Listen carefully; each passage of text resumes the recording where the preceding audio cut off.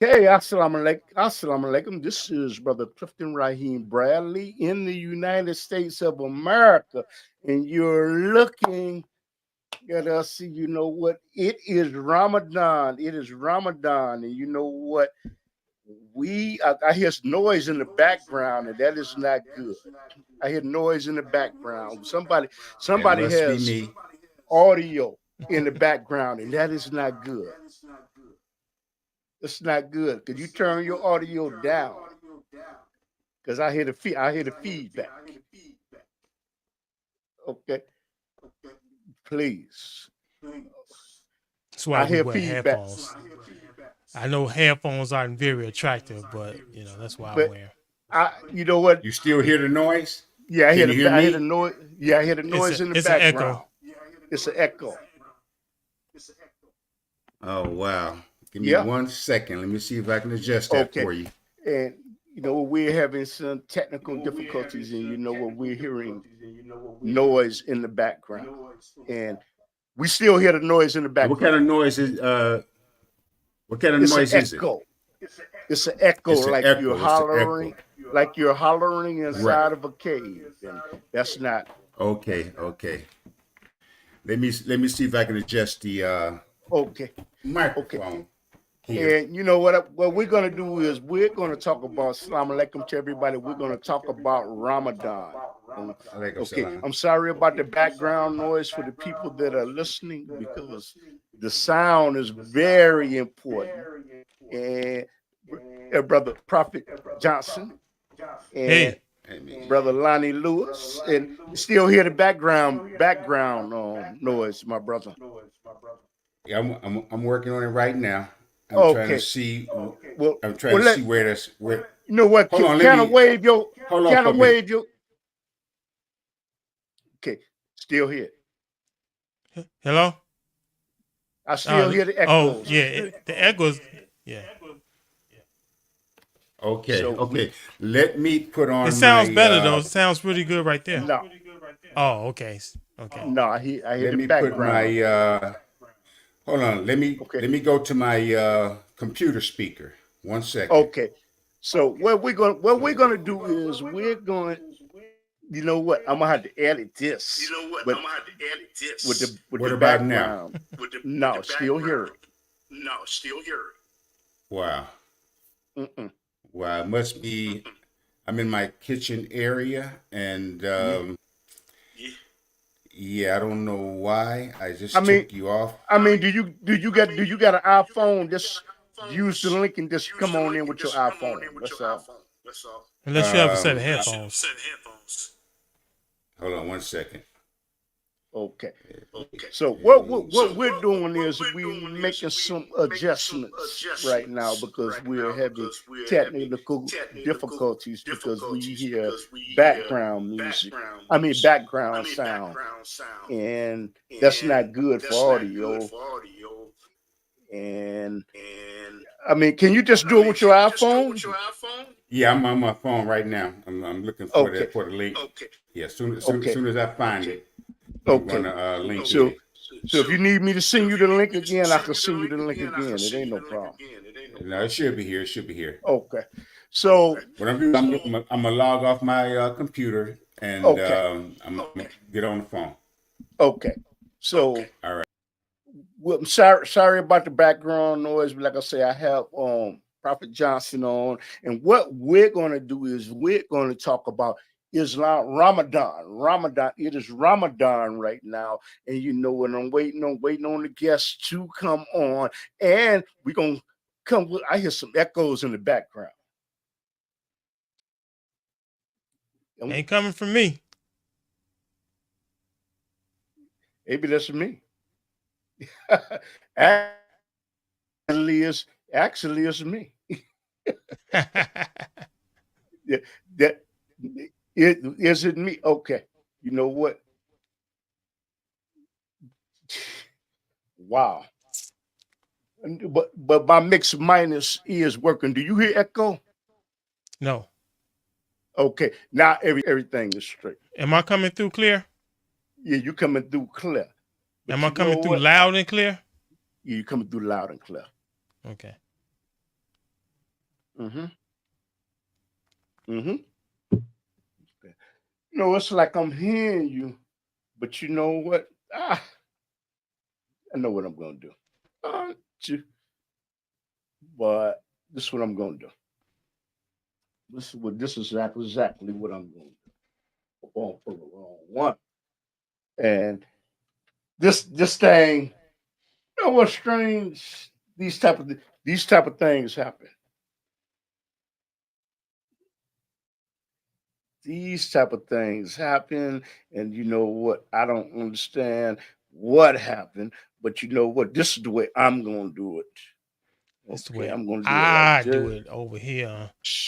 and you know what? I'm 33rd. going to connect that. Okay, okay. You hear me, brother? I hear you. Loud and clear. Okay. Maybe I'm the only one that hear the echo. I heard it. Well, I don't hear an echo Oh, now.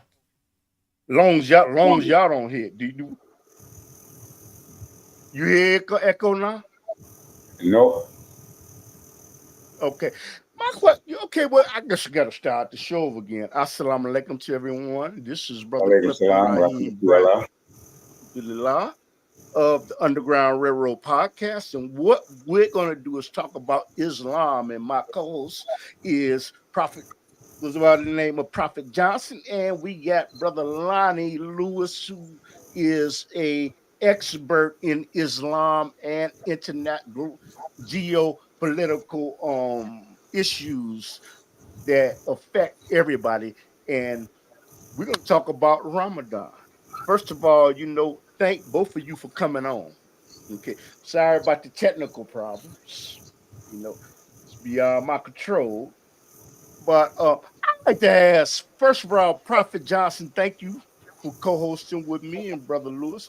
I'd like to ask you, brother, because you know what? You can't keep the YouTube listeners just hanging on. We probably lost a whole lot of them because of that. But What you I'd like to trying to say? ask you, YouTubers have a short attention span? Is that what you yes, saying? yes, they do. Yes, they do. Facebook, Tumblr, and all of them. But I like to ask you, brother, we're going to talk about Ramadan and what is Ramadan? Why do Muslims observe Ramadan? Why Muslims don't eat during Ramadan? First of all, brother Ronnie, Assalamu alaikum. Wa alaikum salam. Yes. And brother, I'd like to ask you, what is Ramadan? What is it? Well, What Ramadan is the ninth month of the Islamic lunar calendar. We don't go by the solar or the Gregorian calendar, we go by the moon. So that's why in certain periods, Ramadan changes from month to month. It's not, it never is always never in the same month. The significance of Ramadan is first and foremost, it was when the angel Gabriel revealed the Quran, piece by piece to the Prophet Muhammad, peace and blessings be upon him, which gave us our holy book, which is the Holy Quran. Ramadan, the significance of Ramadan is that we fast during this month, and the reason that we fast during the month of Ramadan, first of all, is the month that the Quran was revealed, and second, it teaches us to go through certain things that people go through each and every day. You have people that go through hunger. You got people that go through thirst. They don't have clean water to drink. So it humbles you. It humbles your soul. It humbles you. It helps you to understand that. The other significance is that for the millions and millions of Muslims around the world during the month of Ramadan, it's a international connection. It's a spiritual connection. We all face the east, and we all pray. And so that's the other significance, the spiritual connection. But also, you look at the hygienic form of it. You overcharge yourself with food 3 times a day. Now, when you fast, you only eat maybe once, maybe twice a day after you fast from sunup to sundown. And so you eat your meal at sundown, and then you have what's called shahur, which is right before the break of dawn, right before your morning prayers. And then the rest of the day until sunset, you don't eat anything. So it disciplines you. And the clinical aspect of that is you give your digestive system a chance to rest and relax and to recuperate from overcharging it with food and other elements. Wow. Go ahead, Johnny. Okay, Cliff. It sounds like you're way distant from your mic, but I did hear you. Okay. Okay. Okay. Can you hear me now? Okay, there you go. Okay. Now, So go on here, Johnny, with your question. Oh, okay. So now you say that you all fast.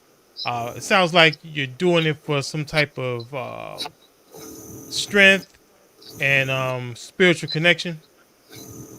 yeah, it's both. It's your strength and its spiritual connection because, and it's also getting you acquainted with some of the things that go on in the world. Like in Africa, parts of Asia, people have famine. People don't have clean water to drink. So it puts you in tune. In other words, it puts you in tune with the sufferings of others that are less fortunate than us. So you get an understanding also of what they go through on a daily basis. We just do it for a couple of hours, Mm. you know, 10 hours maybe, whatever. But these are situations that go on daily in their lives. Where right now you have famine in Africa, certain parts of Asia, you have certain parts of Eastern Europe. People are hungry and can't eat. So you get a comprehension of what they go through. Okay. So yeah. So I'm familiar with fasting too. Um, so what fasting is for me is it's counter immersion. So on a daily basis, we immerse ourselves, and mostly by necessity, into in natural things. So abstaining from one of our most natural necessities helps you immerse yourself in the spiritual as opposed to the natural. So it helps you keep that balance and focus on the things that are most imperative. Hmm. Well, you know, your mic, you're not coming in, but I'm not okay. coming in. But now you're coming in. Okay, go ahead. Brother Lonnie, what I need to ask you is Did the you miss what I said? significance of. Oh, did you want to ask? Go ahead. Go No, ahead. I'm saying, did you miss what I said? Because you're saying I'm not coming No, in. I didn't miss what you said. No, I hear you Okay. now. Yes. Okay. No. So you want to respond to that, Brother Lonnie? No, it's when you look at it, different religions you have fast. You got Jews, you have the Passover. In Christianity, you got Lent. You got different things. You and I, we all group as Christians. Okay, so we converted for different reasons. Some people remained in the Christianity. We decided that it wasn't for us, and so we decided my whole quest. I've been a Muslim 47 years since 1977. I converted at my University of Wisconsin Parkside in Kenosha, Wisconsin. At first, I ran into the brothers from the Ahmadiyya movement of Islam, which is based in Rawalpindi, Pakistan. Okay, that's how I came into Islam, and as my intellect and knowledge of the religion broadened, and I'm more orthodox, Islam. But at the same time, I was searching for something. My answers wasn't answered by Christianity, and it's not a denigration of the religion or the people that follow it. It wasn't for me. Our first day I go home, man, you thought it was a funeral the way my parents cried. Oh, wait a minute. And Hmm. as time went on, like some of my reggae brothers sing, I'm half Jamaican, so, my reggae is my thing. So the brothers say that, first time I come home and start cooking, everybody they didn't like my style, but they loved the season. They didn't like my religion, but they liked the change in me. They started changing me from some of the things I used to do. And that enlightened them into what I was. And they still didn't accept it, but they respected it. Mm. You know, my question is to you: Ramadan happens every year, okay? And Muslims go by what's that, the solar calendar, if I'm The saying it lunar, correct. I mean, the the lunar lunar calendar. calendar. Why is it that the month of Ramadan changes every single year? So can I Because add to that question? Because I think that kind of helped a similar question I had. So because you That was said for that, him. You go ahead. no, I know I'm trying to add to your question so that he can. It's a similar question that I want him to address at the same time. Okay. Because you say yeah, that Ramadan is always in the ninth month, but never the same month. no. You see, let me break that down for you so you can get a clear understanding. You go by the Gregorian calendar. What we have in America and the world is the Gregorian calendar, established by the Greeks and the Romans, okay, which is a solar calendar, which goes by the position of the sun each month, and it's a fixed month every month. The moon, the moon changes, moon changes, directions changes, whatever, and so it's by the moon changing. You understand? Our months, by us going by the moon, our months are different than what you have in the Gregorian calendar. When you look it up, you find out what the Gregorian calendar is. You understand the significance of that. And that's dealing back with the Romans and solstice, et cetera, et cetera. So you got to go back in history. You got to go back with their science and understand what that means. And so that's the difference. We go by the moon. Let me give you an instance. Every year, when Ramadan comes, it's predicted. It's not accurate. It's predicted to be on a certain day and time. Is that right? Okay. Now, it's only until the sighting of the new moon. When there's a new moon, then that's when Ramadan starts in the month of Ramadan. So they say it might be on the 24th. Here we might see the moon on the 23rd, or there they might see it on the 23rd, and we see it on the 24th. Whenever the new moon is sighted, that's the start of Ramadan. That's a phenomenon that's been happening ever since the religion of Islam came into being. Never changed, always. And that's what we So follow. so the new moon of the ninth month is when you have Ramadan. When the period of Ramadan starts, yes. And that depends. Our scholars calculate the date is near accurate. It's not accurate, but the sighting of the new moon is. And so that's when the Now, period of Ramadan starts. And also when it ends, you see the new moon.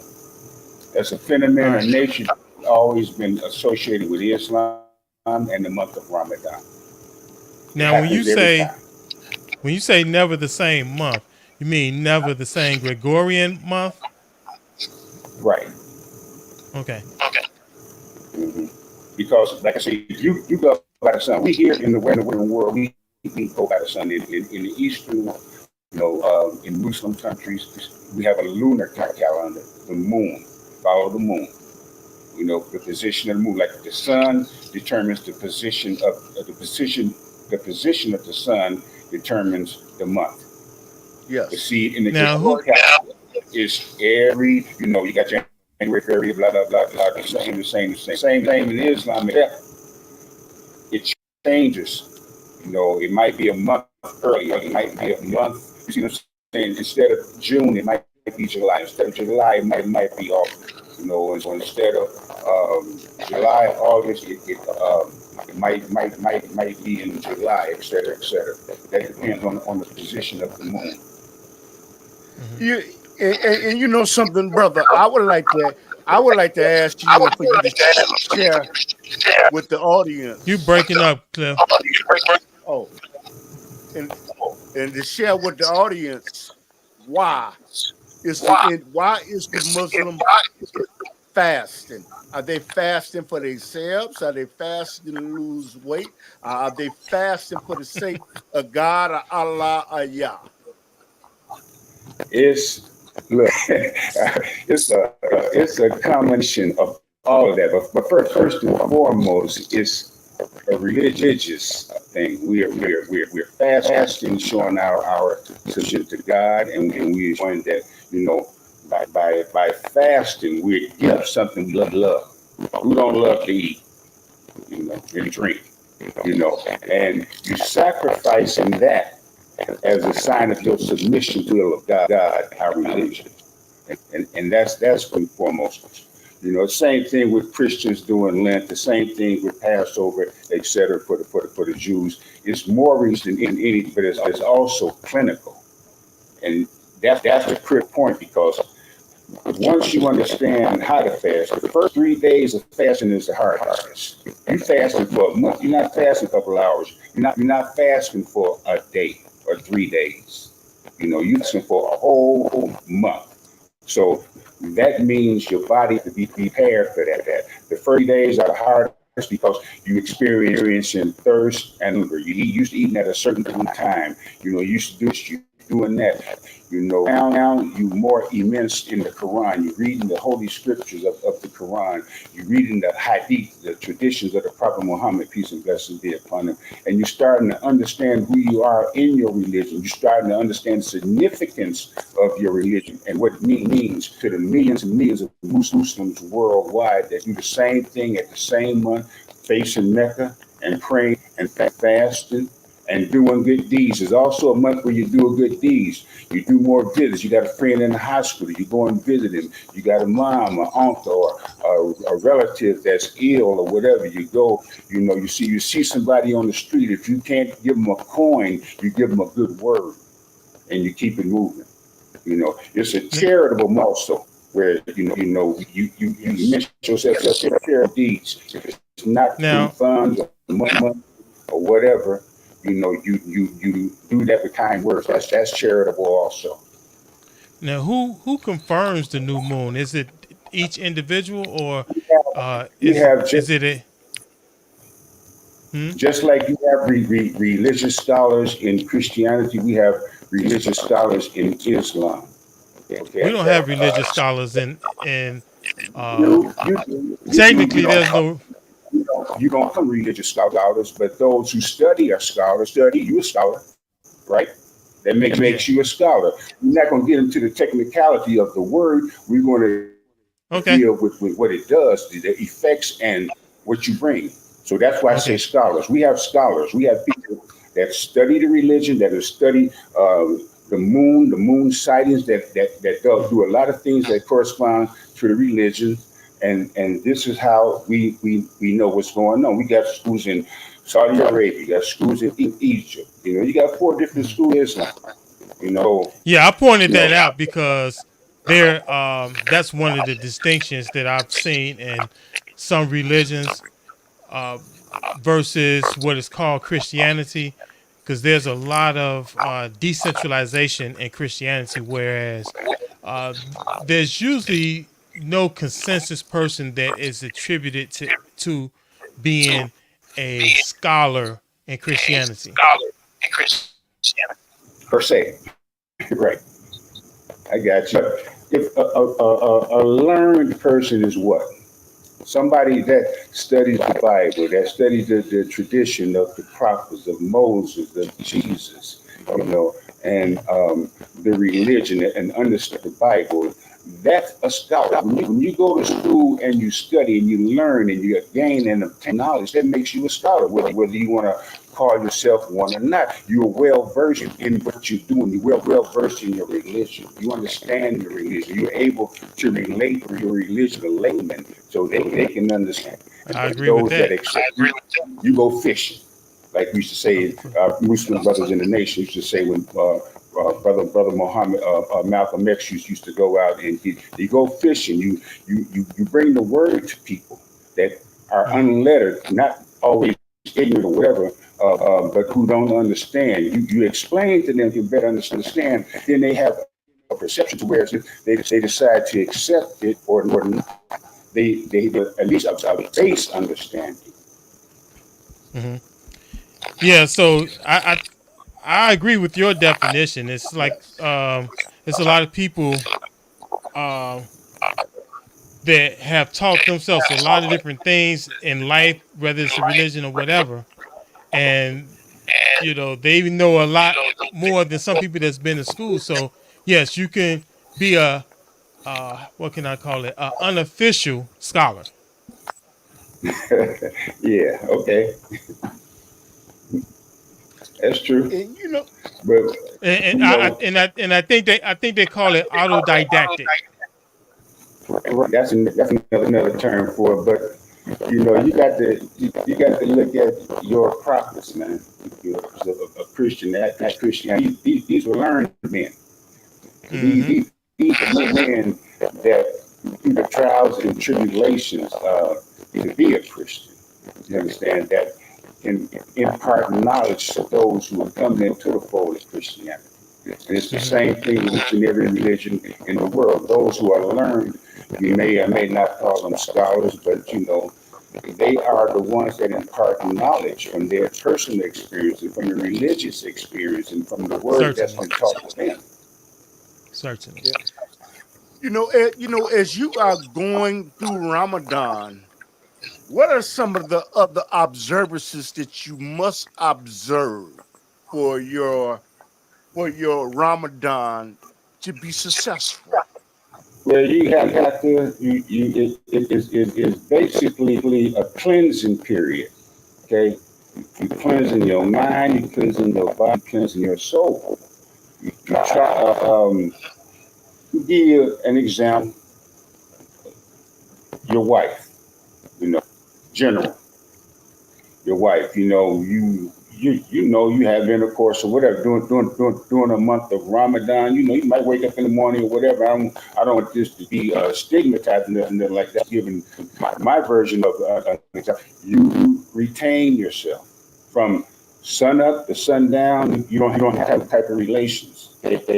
You abstain from some things that you enjoy doing. Okay, so it's a discipline. Let's put it like that. You discipline yourself to certain things that you have a habit of doing each and every day. You're disciplining yourself not to do that. You might wake up with a bad attitude, and you might say something offhand. You don't do that. You control your tongue. You control your feeling, your touch. You control everything that can get you into a situation where you are being unpure. You can say one word and be impure. You can touch something and be impure. So you're on your guard against impurity. You're on your guard against not being in tune with your religion and the spirituality of it. And the clinical part also, like I said, the cleansing of your body, letting your digestive system get some rest, and the charitable part of it.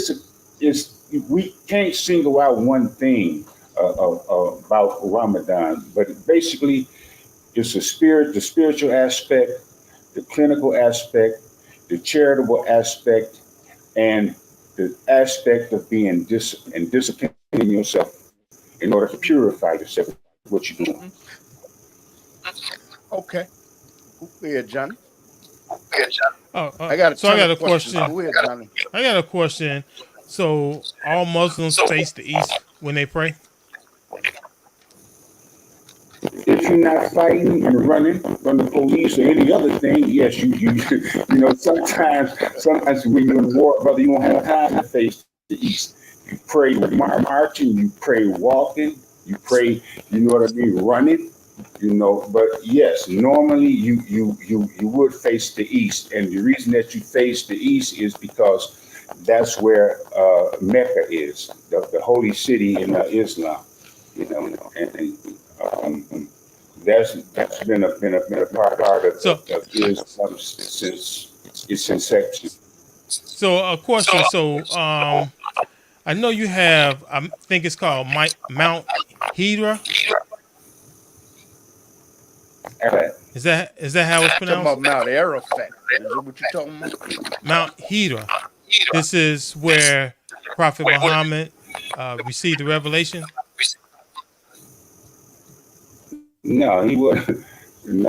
No.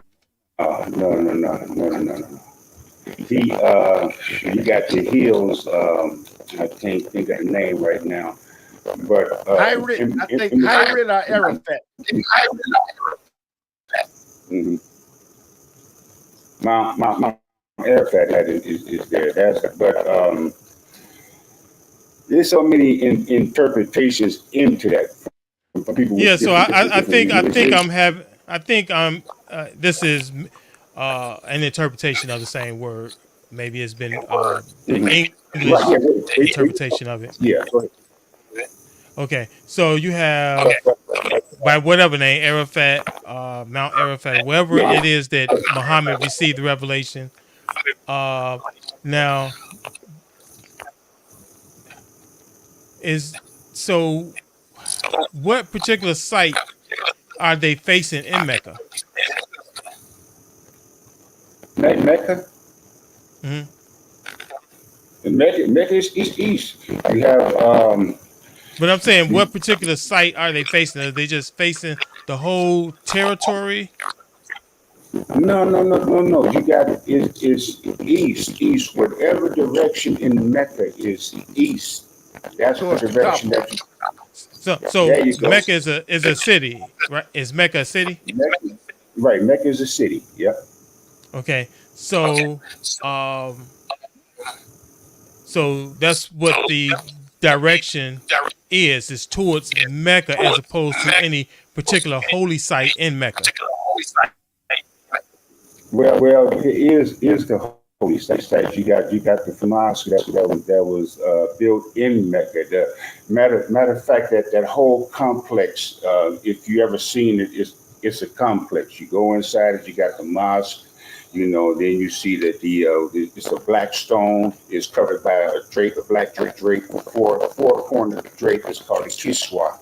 But when you go into Mecca, you already facing east, as far as where it's situated, where the whole complex is situated. Okay, so and it's the same. I mean, Christians, most Christians, maybe some of them don't know it, but they pray facing east too. You pray facing Jerusalem, which is east. Hmm. But what So you say? most churches are built to face What you east. say? What you say, brother? We're facing east, but it's towards the Kaaba, the house that Yeah, the first place of worship that Abraham and Ishmael built. yep, that's it. That's it. Okay, okay, and But that's it, when, Johnny. I when, got when a you question. Go ahead. Go ahead. okay, when you look at it, when you look at before the garbage they got going on around Israel, Palestine, which it was at the time before 1948. Um, Hmm. you had the three faiths. You had Islam, you had Christianity, and you had Judaism. You know, Yes. there was east. Everybody there faced east when they. Got the temple of the Mount of the Dome. You got our holy place, the Mosque Al Aqsa, and you know you got the Wailing Wall for the Jews. It was the country of the three faiths before it was overran, and we know the sweet of that. But both man, that's a deep thing to know that you got a country where you got the three faiths that and it wasn't always peaceful, but it was respectful between the three religions before the Crusaders got there. Hmm. Hmm. And most And, most people and, don't know about and it. you They know, so think it was one crusade. hmm. And brother, I would like to ask you, when you are traveling, how do you Hmm.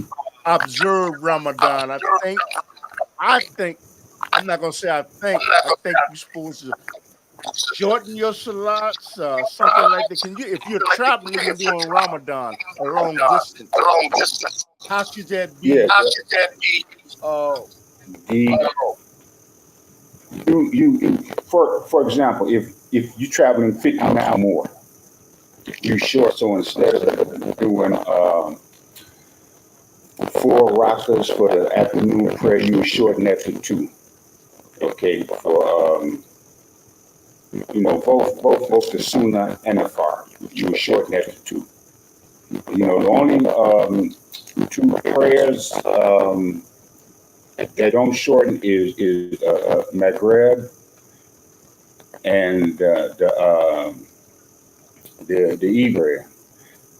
Man, you got to scream. I haven't eaten, man. I'm trying to get into the prayer. How I go. The evening prayer, you would do that. You would perform that.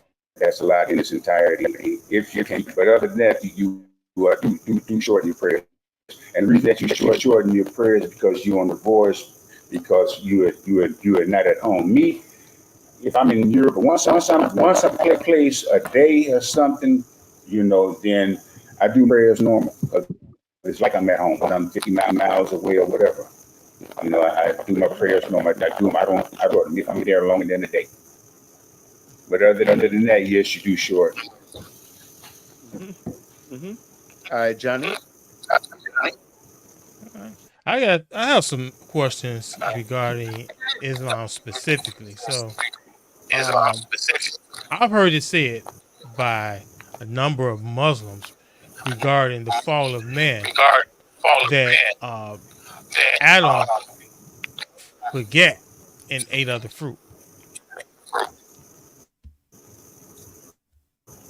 That Adam be gay, did what? He forget, and that's why he ate other fruit, He the slept. forbidden fruit. Uh, nah. And the Christianity and Islam, when you get to that, is basically almost the same. He was led astray. He slept. He was. If the devil's job is to lead you astray and raise hell, he's supposed to be found his job. Is that right? And that's what he was a suggestion, that took him out of the garden, him and Eve out of the garden of Eve, and got him banished into what we got the wilderness of the world we call today. It was a suggestion. Allah, God told him, we call him God, we call him Allah, said the instructions were not to go near this tree. Now, metamorphically speaking, the tree could have been a man, it could have been a people, it could have been an actual tree, it could have been an actual fruit. The Bible, the Quran sometimes speaks in metamorphosis. You see what I'm saying? They speak, different dialects or whatever. It's like hints and clues. And it's open to interpretation. But that interpretation is that he ate of the fruit and he got banished. So what was the fruit? A fruit can be a word. Hey man, go check that out. Now your nakedness is exposed. Your nakedness is your vulnerability. Is that right? When you're Okay. naked, you're vulnerable. You're unclothed. That means that you're open to situations, et cetera, et cetera, et cetera. And that leads you down the wrong path. So you're naked without the righteousness of God. There you go. You came out of that. Your curiosity that led you to do something you wouldn't normally do. Your curiosity, or like I say, it's a word, it's a suggestion. Hey, check this out. You know, and I ain't got to tell you, we've all been through that. Before you got deep into your religion. Hey man, let's do this. Hey man, let's do that. And you find out later that ain't what's happening, right? We all have. You know. Now I hear that. Well, question: do Muslims believe in the Torah? We respect all the religious books of God. You know, but our book is the Holy Quran. That's the word of God for us. We respect that the most. We're open to respect and accept other religions and other books of religions, but ours is strict the Quran. So that's first and foremost. Anything else is secondary. But as far as belief in it, the Torah is the first five books of the Bible. Mhm. So, you know, we came up Christian. We understand what that is. But at the same time, once you come into the Islam and you understand who you are and what your religion is, you don't reject it. But our book is the Quran. Do you believe Moses was a prophet of God? We believe in all prophets of God. You got 33 prophets of God in Islam, and the same thing in Christianity. We may have a little bit in Islam, but your book basically has 33 prophets. Is that correct? I didn't hear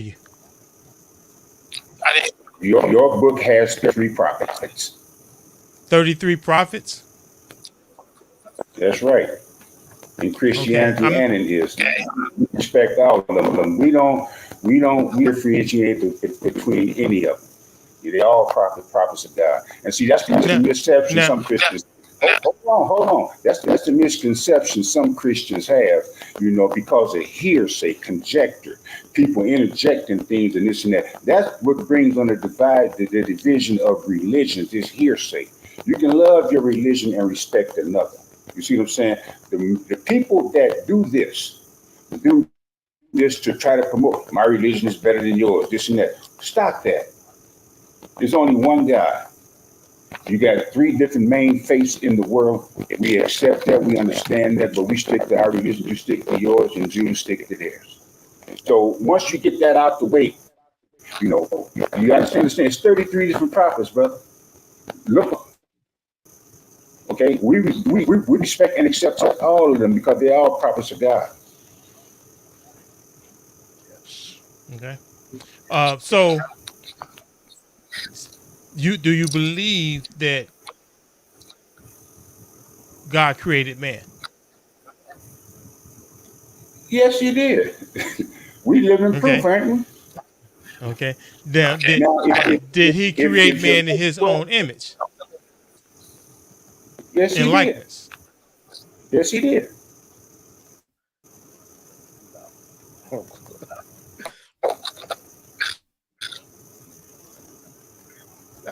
Okay. You see, Can I you enter? see, you see, Can I you enter? see me.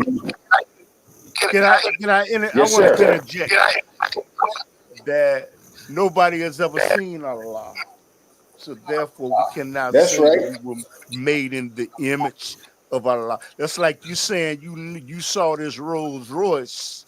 You think what a Rolls Royce is, but you've never seen it. And we are not the children of Allah, of God. But go ahead, brother.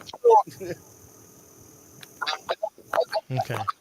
No, when that's a metaphor. Okay, so when they in the image of God and in His likeness, what you really is saying of God, and that's why I said yes, we of God. And that's true what you said. Nobody has ever seen Allah. Nobody. But we know He exists. And so when you say in His image and His likeness, that means of. But the metaphorical sense, people has translated into that, yeah, we look just like him and this and that. But no. I don't. Yeah, most I don't. Well, most people who believe that we're made in His image and likeness know that has nothing to do with we look like Him. We understand that to mean we were created holy and righteous, and that we were first spiritual beings before we were physical beings. I don't know about that. we are spiritual, but when you take in Islam, we say that we was created from a sperm drop and a morsel of clay, and formed and fashioned and light breathed into us. The spirit breathed into us. So spiritual beings at first, that's look at Christ. But it's acceptable Well, I mean, because well, I we mean, all spiritual is first that we incline towards God. yeah, I mean, Most people I know, because God said he's created us in his image and likeness. He's spirit. So well, he's obviously not flesh. no, it doesn't, Right. doesn't, So doesn't, when we say created in his image and likeness, that's but spirit.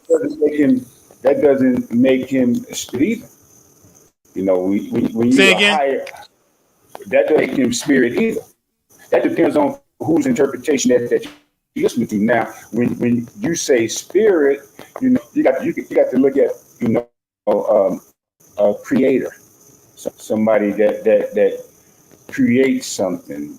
That when you say spirit, we we we looking at we ain't talking about holy ghost. No, we're not going to do. When you say spirit, we're talking about image of something that's, for example, we say, okay, you know, something from somebody sees hasn't passed on to the thing to the next phase, the next dimension. That's our spirit that's still here. You see what I'm saying? That's the sense spirit.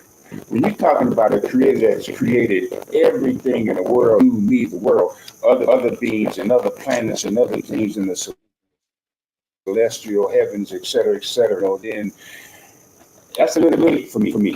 That's in fact, I would say that's an interpretation, and everybody has their interpretation. Okay, I'm not saying you right or wrong, but I'm saying that's an interpretation. When you say spirit, and that's based on your teachings. My teaches me something else. Mhm. That as the only creator of the heavens, and he couldn't be a spirit. He's got to be something more powerful than that to do what he's done. You Mhm. know, you got to look at you travel the earth. You see the different hues and colors, and you see the different diversity of the people. You look in the celestial. The heavens, the stars, the moon, the other planets, and you got to know it's something that was bigger than us that created that in my terminology, what I say, it couldn't have been a spirit. It had to be something more powerful than that, than just a spirit. Mhm. So what is spirit? That's my interpretation. That's a good question. What is spirit? A spirit I don't know. Is it matter? Is it electricity?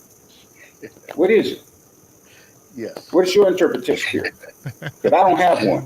Well, My I mean, interpretation of spirit is see, what the dictionary the, says spirit is. okay. So the best I could do, because we all know. Well, I don't claim to have seen a spirit to start with, but when I I say spirit, I mean something other than that which is of this natural world, and it includes right. everything Something that I unnatural. haven't And which seen and cannot see. So that includes everything I haven't and cannot see. So I can say that God is spirit without limiting him. Him. Okay. Yeah, him. right. And, again, that's based on interpretation. That's what you interpret it as. That's what you see it as. That's what you believe it to be. And so I'm not here to knock your belief. Hmm. I have a different belief system. I have a different thing that I believe in. We stand here. Look, we stand here. We're not hollering at each other. We're not arguing at each other. We different religions, et cetera, but we trying to comprehend each other and trying to get an understanding as to what is the difference between Islam and Christianity and different other religions. And what is I might have Ramadan? one eye. You might have because you got two eyes. We don't do that. We have a discussion of breaking it down about the difference of our religion and trying to comprehend and understand it. I grew up as a Christian. I know the Christian religion, like the back of my hand. I grew up with it. You know, I converted because it didn't fulfill my need as far as spirituality and everything else I wanted. You know, slap me? No, I'm gonna knock out. You ain't turning another cheek. But then again, the contradictory thing wait, that wait, it wait, says wait, eye wait, for an eye. wait. Wait, that's an Wait, hold tight. interpretation too. Wait, hey, yeah, That's an interpretation, but bro. it's yeah, but it's real.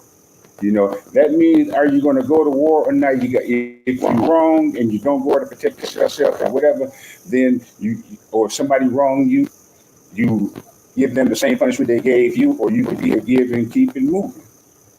But the interpretation is, you punch me, I'm punching you back. Simple.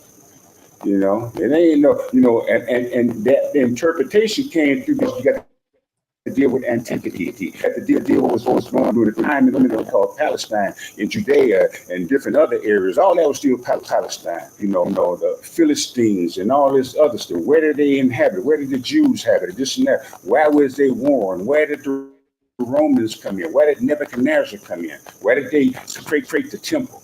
You see what I'm saying? These are warring sections and things. This is why the law was passed that came the word eye for an eye, tooth for a tooth. You're supposed to stand there and let somebody take your stuff? No. You're able to fight of strength age to fight. You protect yourself and your family, your belongings. If not, then you'll be taking advantage of your whole See, life. You got to stand and fight for yeah, I something. don't know. I don't know. It takes a very unique person to take that interpretation from that particular scripture, because that's a very strange What does it interpretation. say? Eye for an eye, tooth for a tooth, life for a Yeah, life. Is that right? that's the old covenant. And then one interpretation is if you get slapped, you turn the other cheek. Well, And well, what? These you know people, what? hold tight. These people that came and stole us from Africa had us turning the other cheek. And then did you know there's certain scriptures in the Bible that brought about the word of war? They took it out in slavery so we couldn't read it when they allowed us to read. Do your research and find out what they did to us in slavery. These was Christians. And you enslave them. That's the Yeah. most horrible crime you can ever See, do to a man that anywhere that's in the why. world is to enslave and take his See, that's dignity why I make from it him, very clear that I'm not a which was Christian. done to us. And then they give us history. Excuse me, Oh, y'all. I don't know what you are. But No, I'm just saying this is yeah. what I do. Like, if you listen to my podcast, uh, anybody who converse with me will learn very quickly that I'm not a Christian. Okay. Hold on, y'all. I want to get back to Well, I don't Ramadan, and know. I want I'm finding out now. I want to get back to Ramadan, and then you know what, we could touch on these interfaith questions.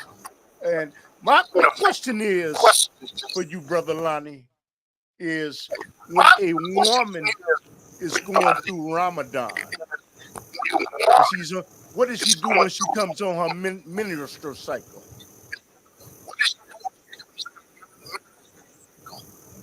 Well, that's when for a woman, because a Yeah. woman is unique. Yeah. We all know that if a woman just had a child, or is a woman has to feed the child or whatever, or has a cycle, then during Ramadan she stops until she's clean. And those days that it took her body to cleanse herself, she can make them up later. And see, that's the beauty of Islam. Allah doesn't impose burdens on you. He don't burden a soul with more than he can handle. And see, Yes. that's a difference.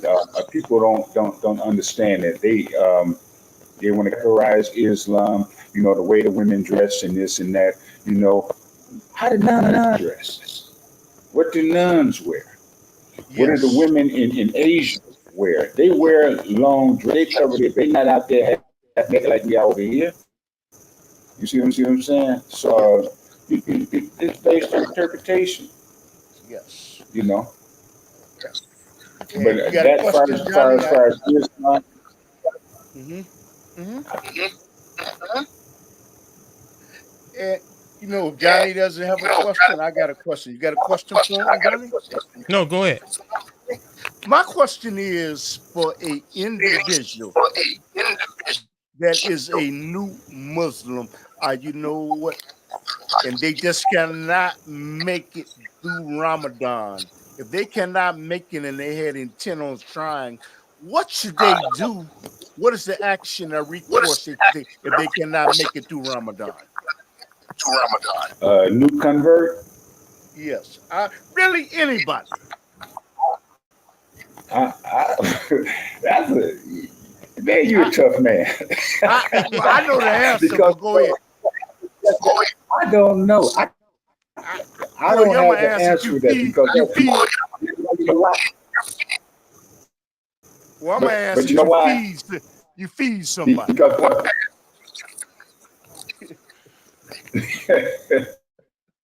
well, yeah, that you yeah. But you know when you deal with a new convert, it's hard for that person. But us that are Muslim that been Muslim, if for example,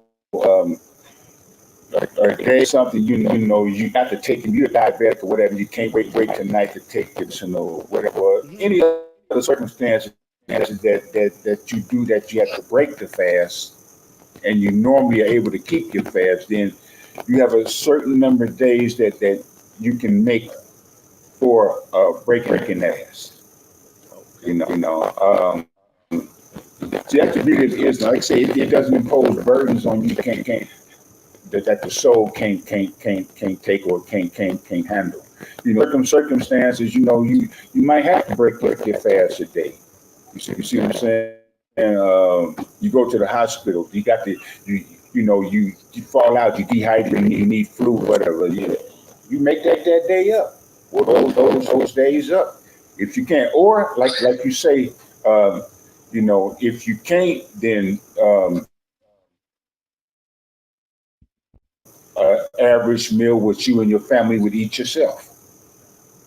Okay. And you know something I like to interject. According to the Quran, if you cannot make it, you feed someone. But it is better that you go through Ramadan.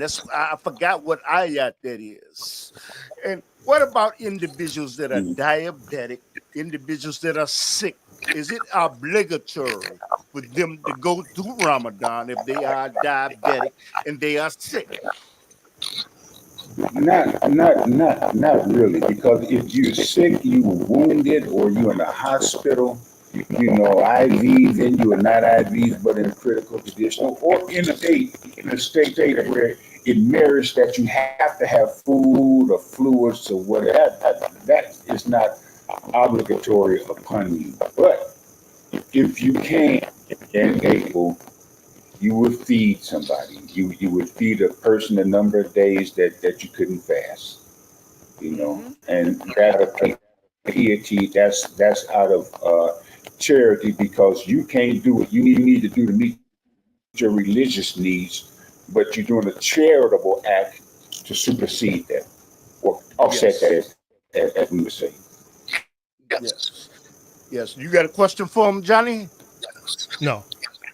Okay, you know what, brother? My next question to you is, why is it every Muslim's obligation, if they can afford it, to go to Mecca at least one time in their life?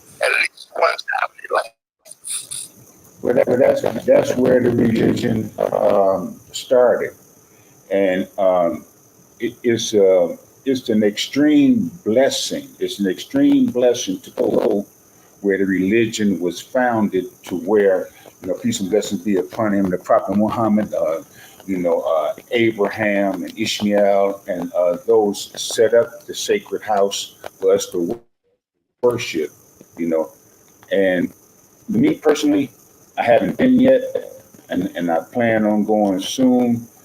But you got to at least go at least once in your lifetime. That's an obligation if you're able.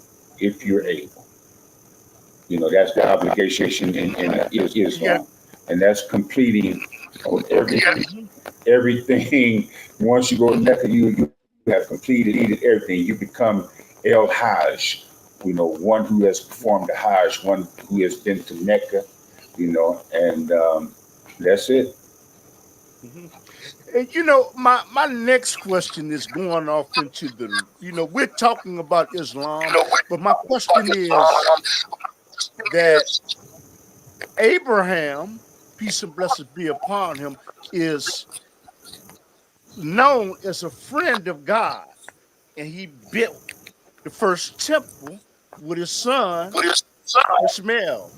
Now, how is it that some can get it confused that to say that Isaac and Ishmael, them being brothers, that separates the religion? Were they all Muslims? Were they? If he was a friend of God, how could he have a child that bad? Were they friends? Was they friends of God's? And who was Prophet Abraham? Prophet, Prophet Abraham was a prophet. And the word came to him to set up the sacred house in Mecca. And he was also, if my knowledge is correct, he was chosen because he was told to sacrifice his son. Is that correct? Yes. Okay, he was told to say, and once he fulfilled that obligation, he was going to slaughter him, and Allah said, no, you've proven your faith. So that means you of the righteous. It's a lot of interpretation of the religion. You got Abraham. I say Abraham is one of the prophets of Christianity. He's one of the biggest in Judaism. So, they go through malice, want to confuse it and want to confound it. Our father is Abraham, but you enslave people. So how, if Abraham was a righteous man, how do we? And then have the utter his name. You see Hmm. what I'm saying? In Islam, and people don't understand, and properly speaking to you too, Islam simply means submission to the will of God. That's what Hmm. And you know, I don't know Islam what. means. God, Yeah. Hmm. And my that means question submission. is, go ahead, brother. Uh-huh. Mhm. My question is, there are individuals that say the separation between Ishmael and Isaac. Isaac went with a Judeo-Christian society. He was that, and it was a split. But my question is, it was not a split. Was it a split? Because if you're gonna say give damnation to Ishmael, who was put up on the altar to be sacrificed, and say Isaac is okay, I don't understand because all of them believed in the one God. Can you elaborate on that? Yeah, well, that's that's where you got the three faiths. First and foremost. One of the first religions was Judaism. Is that correct? Moses. After him came Jesus. Then after Jesus came Prophet Muhammad. That's Mhm. upon the three faiths. But the main focal point of that is Abraham, who was a religion, who was a Muslim. Other faiths, he just you see that. But that's not hard to get in, but it's a controversial question because everybody got these skits and everybody got their say, so, etc. People need My people thing need is, to I can people say need to he was a know. righteous man. Hmm. Hmm. Excuse me?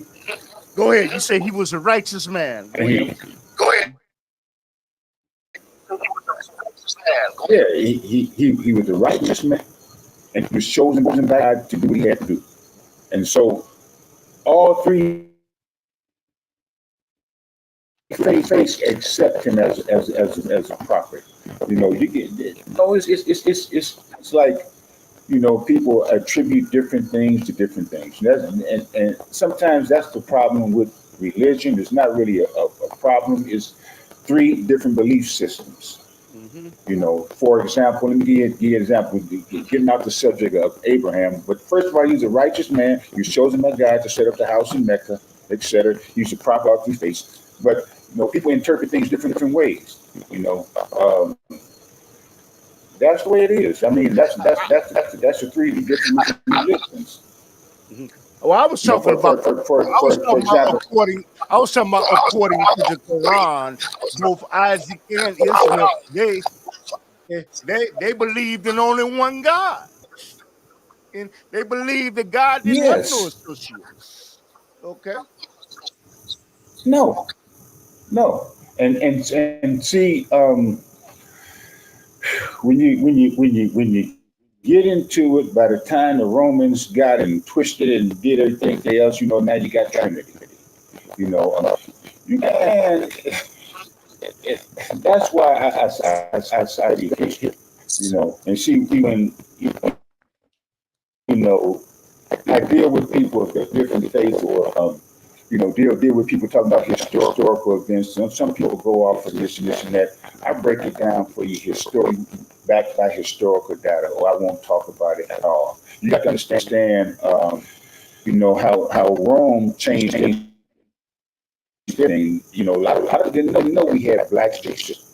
Doing when Christianity was at its height, before the decline, before the Romans came in with the Nicene Council. You got the deal. Look it up, my brother, a prophet.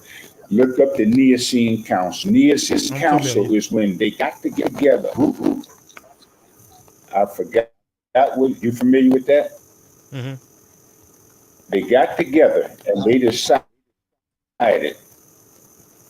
they get ready to whitewash everything. Everything was going to be white. The black bishops and all that. Black cardinals. You know, wouldn't happen no more. We're going to whitewash just white religion. You see what I'm saying? That's when they decided to do that. That's when they decided to give you a picture, a model that was painted in Rome, and call him Jesus. Mm. The Bible tells you, when you look in the Bible and you read up about Jesus, he got hair like wool, feet like brass in the oven, eyes like fiery gold. That don't describe a Caucasian. I'm sorry.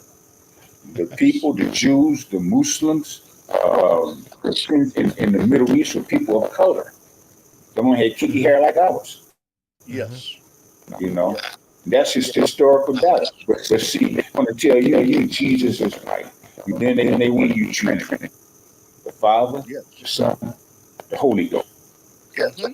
Three, and mathematically, when we in school as children, one are going to three times. Three cannot not Yes. go into one being the greater number, but they give you three in one. And they want you to believe that. And then they confound you with all this blah, blah, blah. And then you're supposed to believe that. But when you correct Are, them, are you then talking about that's modalism? You talking about modalism? no, I'm not talking about monolism. I'm talking about Trinity.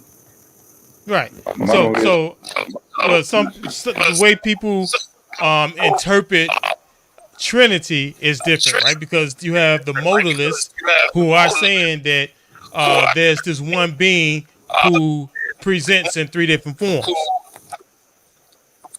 So that's an apostolic interpretation of the Godhead. Right. But So why which would is God? it's a ridiculousness anyway, because why are you saying Godhead if it's just one person? Then you're just talking about God.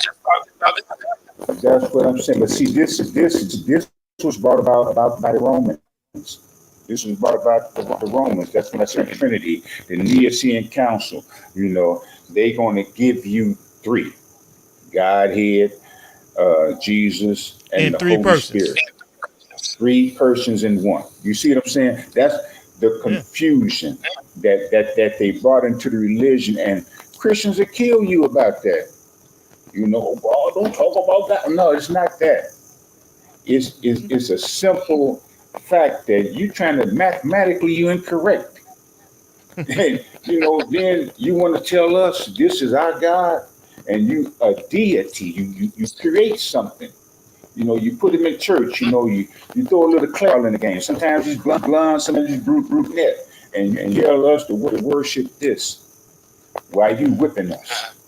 You see what I'm Mm-hmm. saying? Mm-hmm. I'm not saying religion is contradictory, but the people that are brought it to the forefront. Well, Look see, at these pulpit this, pimpers, man, Joel Osteen and the worldwide. Come on. so this, I mean, this is what I was speaking to when I talked about uh, there are no real scholars. It's both. It works and it doesn't work. It works because you can interpret the scriptures correctly, but you have to get your interpretation from the one who spoke it. However, Well, you have a lot of if people Jesus out was the one that here spoke, that are coming up with their own interpretation, and they're looking at the scriptures and they're comparing it to what they've learned in seminary school and compared to what they heard here and there, but they're not getting it from the source, and that's why they're getting 3 in 1, where they have saying Jesus is God, but yet Jesus prayed to God and directed us to pray to God.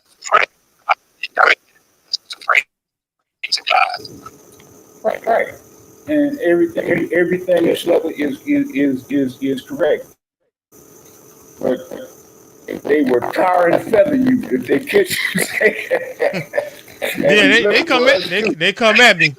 They come at me. but it's simple. But have to understand is the difference between the education and the indoctrination. Is that right? They've Yes. been indoctrinated. And see, Yes. people that are deeply indoctrinated will kill you because Yeah. you will mess with their belief system and come with the truth. You see, truth And hurts they to and kill. they got different ways of killing you.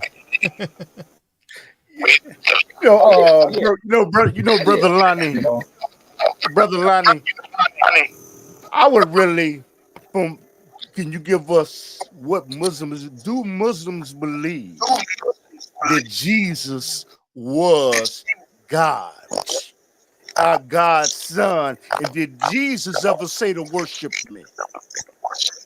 The word what? first and foremost, to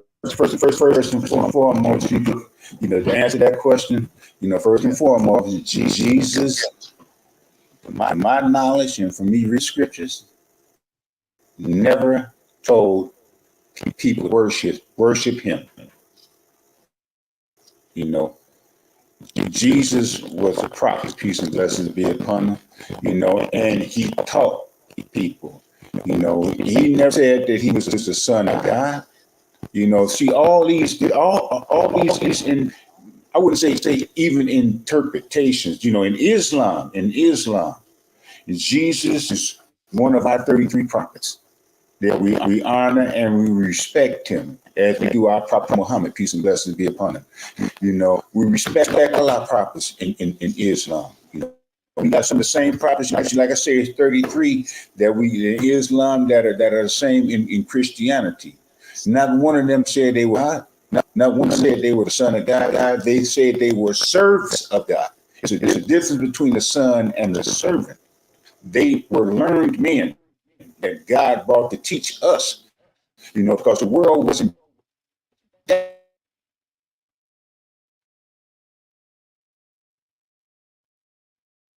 I'm listening. Don't know. Do we get cut off? Yeah, he froze. Okay. You know what? You're gonna have to come back in, brother Lewis. Okay. But what he said. No, cut off I couldn't see Okay. you cut off. Okay.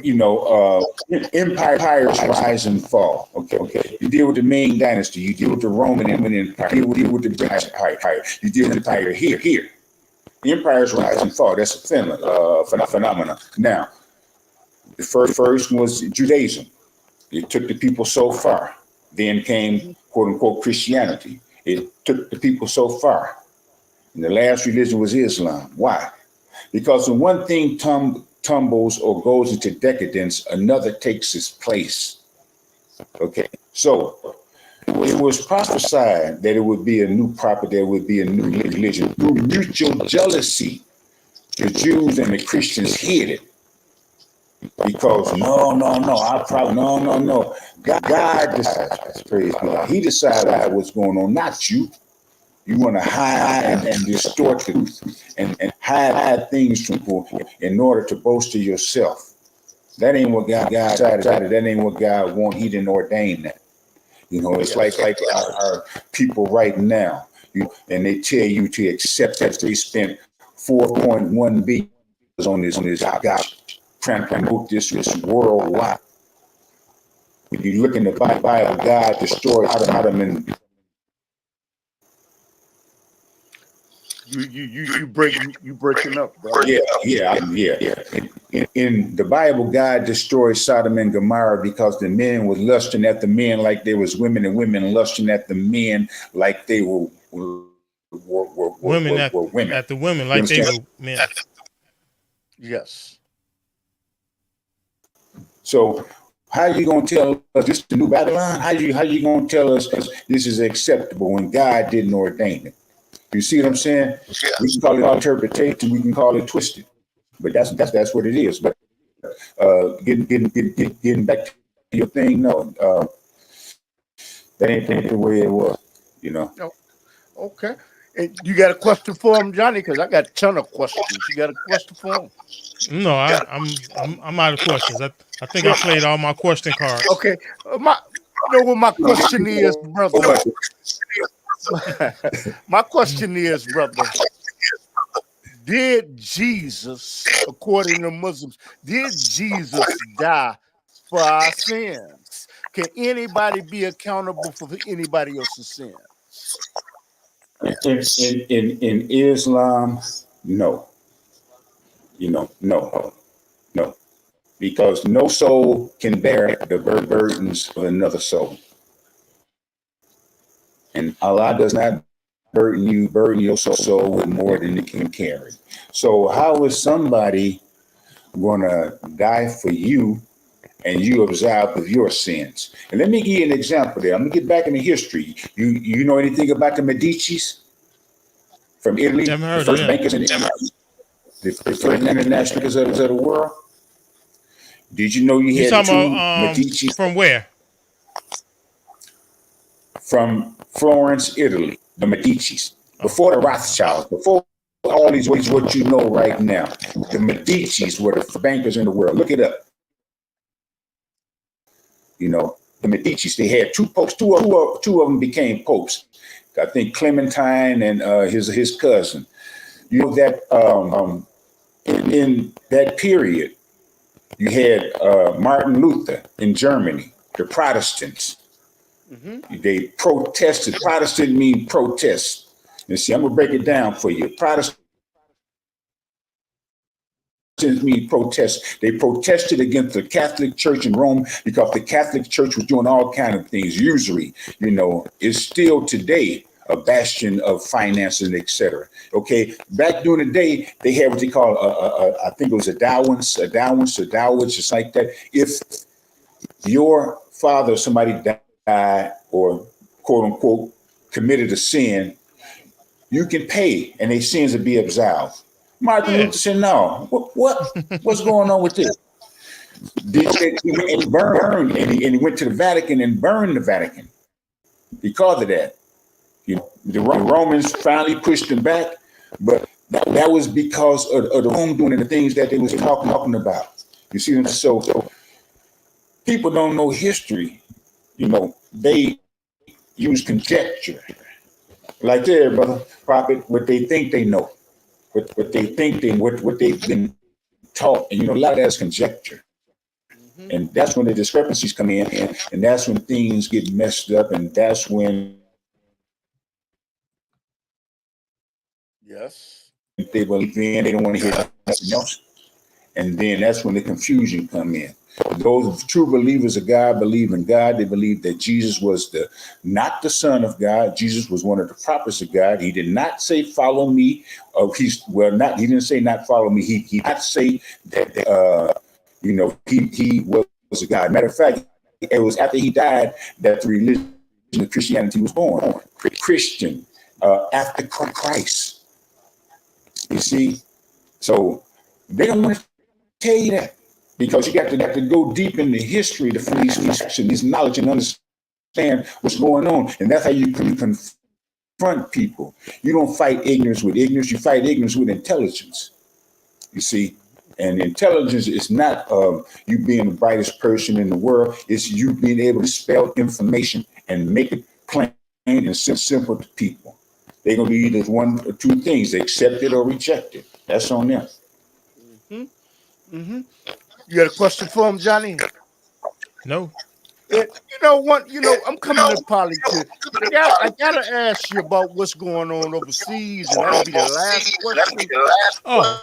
And I would like to know, according to Muslims in the Quran, did Jesus, peace and blessings be upon him, die on the cross? Did he die on the cross for our sins? Was he put on the cross? He was put on the cross. He was put on the cross, but then you got, like I say, you got a whole lot of, it's deep, man. You got to go into science now. I gotta interject. Go ahead, brother. Wait. I'm sorry. What? I have to interject that Jesus was not put on the cross. It was someone that was made to look like Jesus that was on the cross, but Jesus was lifted up into the heavens. That was after he was resurrected. So he was crucified, resurrected the third day, and then he walked the earth, revealing himself to his disciples. That's not what the Quran says. After then, he was taken up. That's not what the Quran says. But go ahead, brother. That's according to the okay.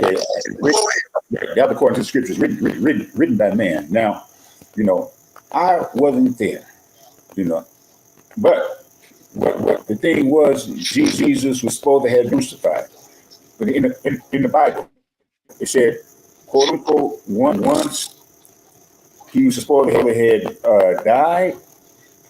A Roman pierced his side with a sword. Is that right?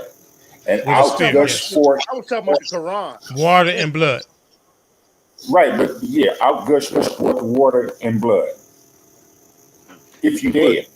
Well, I was talking about the Quran. I was speaking of. Right, but I got you. But I'm just getting, if you dead and somebody pierced you, your blood is in jail. It's like jelly. Mm-hmm. Yeah. Water and stuff when it got shot, right? If you dead. Not right away. So that's, man, you got a lot of things that, that correspond with the reality of the situation. As far as, Muslims believe that Jesus didn't die on the cross, then you got to deal with the so-called resurrection and blah this and blah that. That's a lot to deal with. And what is let me put it like this: what is hard to decipher is how all that was twisted up. When you're looking at the truth, when you're searching for the truth. You want to get the clear example of what was going on. Islam gives a clear illustration of that. And some say, I was dealing with some of the teachings from the brothers of the Ahmadiyya sect when I was coming up. Yeah. That it said that Jesus in Kashmir or something like that, because they got a tomb there today. that he was made to, he had the job was to spread the word. Is that right? Ahmadiyya's a So if you spread deviation. the word, you're not Go going to ahead, be brother. dead on the cross. Go ahead.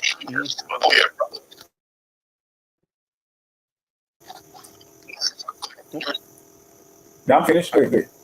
I was saying the Ahmadis are. I'm not in compliance with them. The people on 73rd Street in Stony Island in Chicago. Right, right. Oh Lord. No, but well, like I said, I'm into Orthodox Islam, and Okay. when this was when I was younger, when I was coming up into it, that I have and I'm a reader. I like to study and I like to research. So, I'm trying to find out these are some of the things that were in some of their books. Looking at examine, and I think I'm able to make my own clear decisions. I didn't say any of it was real. I was just telling you what I read. Now, Oh, you was according giving to the Quran, scenarios. I got it. Okay. Okay. there you go, there you go. Mhm. So So the interpretation in the Quran about Jesus, peace and blessings be upon him, down on the cross. Can you elaborate on that? no, you say the interpretation in the Quran is that he died on the cross. No, that he did not die on the cross. There was someone that was made to No, yes, look no. like him. And Esau was lifted up into the heaven. This is in Quran. Okay. But but brother, I gotta ask you about something overseas. But Johnny, you got a question. No. My question is: there was an attack that was made in Russia in year 2024. And my question is: they said it was done by ISIS, and ISIS was created by the CIA when there was a conflict going on with the Muslims and Russia. So is ISIS, were they not influenced and created by the CIA?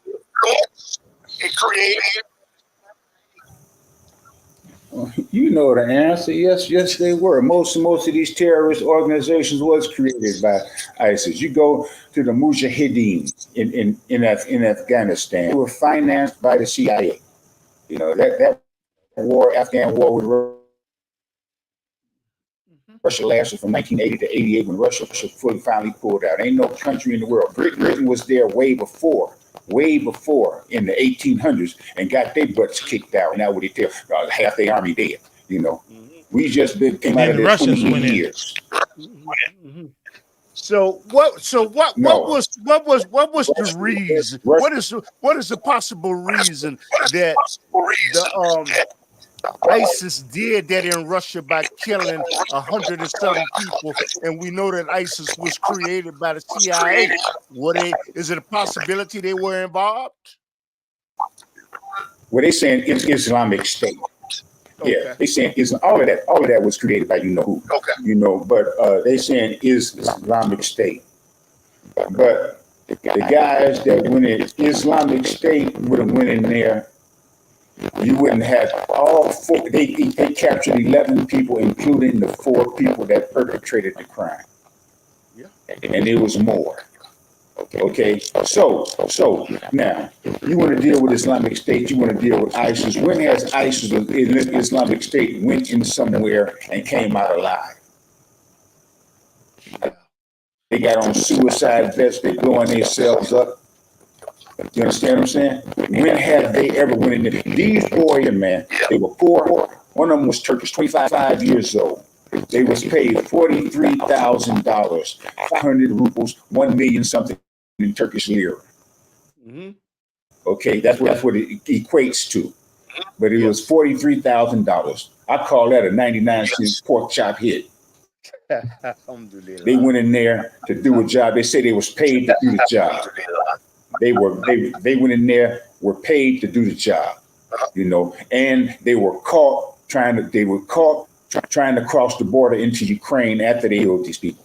They got all four of them, and they Mm. got them. They got them right now. So we going to find out everything. We're going to find out who financed and who was behind them. They was trying to meet their contacts when they got caught. ISIS don't meet contacts. ISIS going to die on the spot. Islamic State Wow. going to die on the spot. Mhm. Suicide vests, all that. So come on, quit playing. See, they play. Know who did this, and you know why they did this. Now the Yeah. little Ukraine is shaking in his boots, him in the city about it. He gonna get on TV with his coat and do some butt talking tough. Man, you a punk. You ain't never seen a war in your life. You wearing fatigues and a green dingy T-shirt like you tough. You an actor. I cut him up because look, Ronald Reagan was the governor of California before he was the president. He had some experience. This boy ain't had none. He became the president in 2019, voted by American money. His TV show was called Serving Up the People. And Yes. on that show, the school teacher, Hmm. and he was having a debate because he didn't like the corruption and stuff in Ukraine. And in the TV series, he became the president of the country. So Mm. now you take an actor and make him the actual president of the country after a TV series. You didn't know that, did you, Brother Pop? I'm going to hit you up Yes. with some real knowledge. You see, because I get deep, and I got people all over the world that get me information. I lived 26 years of my life outside this country. Okay? So, I've been to a lot of places, just seeing other things that the average person ain't seen. I don't talk to be talking. I don't use conjecture, none of that. If I'm not talking factual evidence, I'll say anything at all. If I don't know, I'll say it. So this is who is the president, of Ukraine. The Hmm. money that they're sending over there, they're dividing it up between the military and him. This boy got a villa in Rome. He didn't make that much in Ukraine as an actor. Wow. Wow. Wow. Why are You these know, Ukrainians living in Monaco? You check that. I didn't know that. I Yeah, didn't know that. They didn't say that on American news. yeah. They're not going to tell you that because the Western media is controlled. It's a control. That's why you can't get any alternative news sources. Hmm. And it's the same. You turn channel to channel. It's the same message that they repeat like parrots. It's the Hmm. same Wow. message. And they lied Wow. about President Putin, this and that. I'm not a Russian of Russia, but I understand what most Americans don't because I've been there. I've been to all countries in Eastern Europe, Hmm. during my professional career. Hmm. You know, but most people I've seen things most people firsthand ain't tell them, ask them to point to Hmm. Ukraine on the map. They run around with their nails blue and yellow, but don't even know how to pronounce the country on the map. What you Hmm. talking about? Yeah. I have a question. You got You a believe question for him, anything you John? hear. You see Yeah, what you got a I'm saying? question. So you ain't I have a question. You got a question for him. My question for you is if if ISIS did this in Russia, is it not a possibility that there are sleeper cells in the United States of America and maybe some even coming across the Mexican border that are just waiting for a telephone call for their leaders to possibly do the same thing? They don't need a telecall. All they gotta do is look at the TV, look at the signals you get at the end of the night. Beep, beep, beep. So, You so know, you believe there are sleeper you got to cells? deal with MK Delta. You heard of these programs? No. Tell me. MK Ultra, MK Delta. These were the CIA programs that they started, the United States Army and CIA. They started these programs in the 1940s, late after World War II, because they felt, especially in the 50s, early 50s, they thought that Russia was getting the advance on them in technological warfare, and psychological warfare. They experimented on soldiers.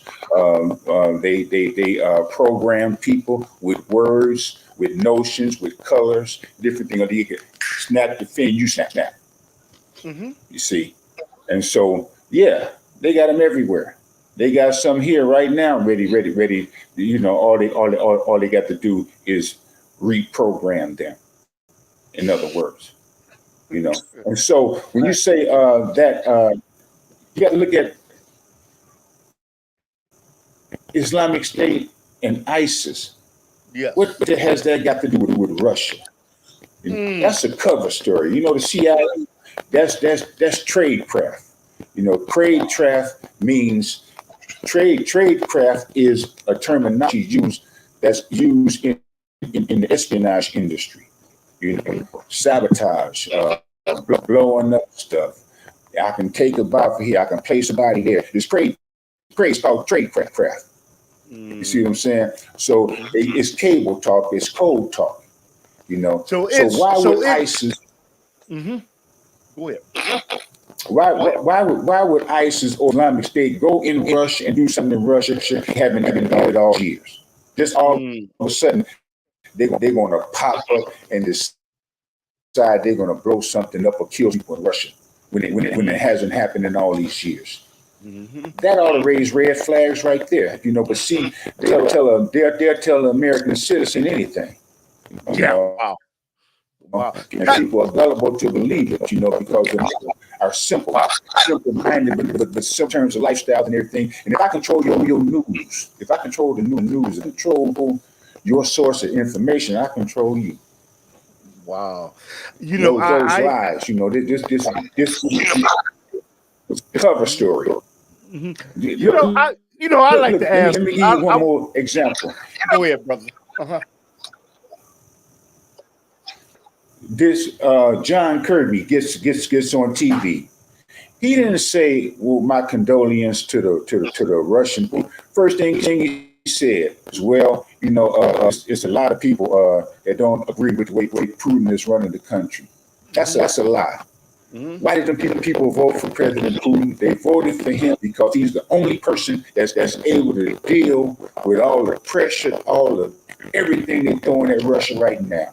Culturally, they counseling the athletes from participating in the Olympics. They're attacking them from all sides. Now they're attacking them physically, you know, intellectually, culturally, all of that. But nobody ever asked the question, what did Russia do? Russia gave. That's a lie. They prove that's a lie. The newspapers tell you it's a lie. So why? I got to follow up when you throw. China. No, go ahead. I got to follow Russia, up. China, India won't. Wait. Go ahead. I'm listening. No. Russia, China. My follow-up is, you said the election that took place in Russia, wouldn't you say that there was voter suppression and even the leader of the opposition leader was killed? So you're not saying that was a fair election, are you?